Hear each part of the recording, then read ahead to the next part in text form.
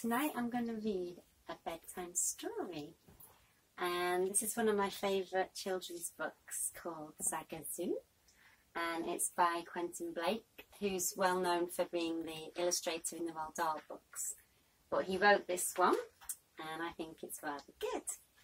So once upon a time there was a happy couple called George and Bella. And they spent their days making model aeroplanes and dusting and eating strawberry and vanilla ice cream. But one day the postman came and brought them a strange looking parcel, and they unwrapped it together, and inside there was a pretty pink creature, and its name was Zagazoo. How lovely it was! George and Bella spent happy days throwing it from one to another. Zagazoo was not quite perfect, see, little poos, but his happy smile seemed to make up for that. And George and Bella went on happily throwing him to each other higher and higher. It was a wonderful life.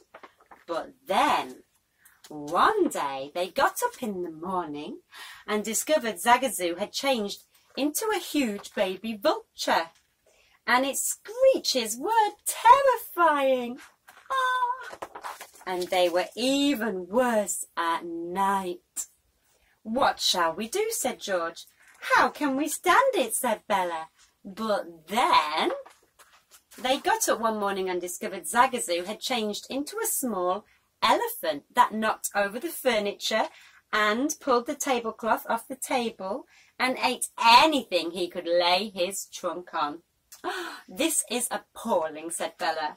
"How can we cope?" said George.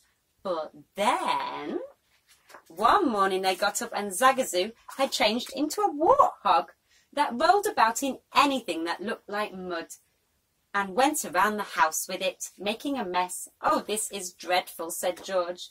"There's just no end to it," said Bella.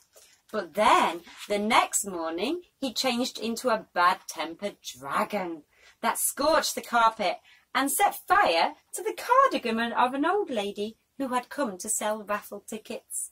"This is terrible," said Bella.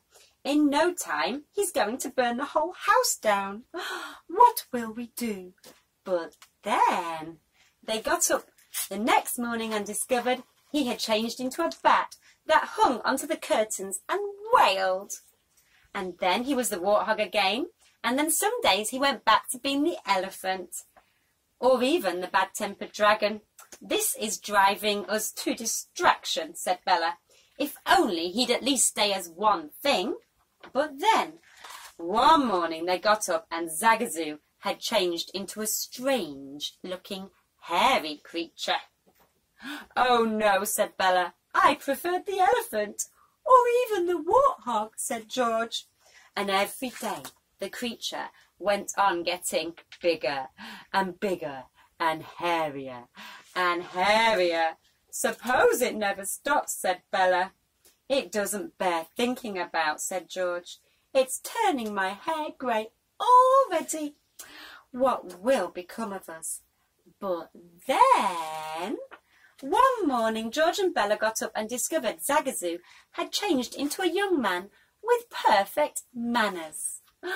"Let me get you a chair, Mamma," he said, "and let me get you both some breakfast. Ooh.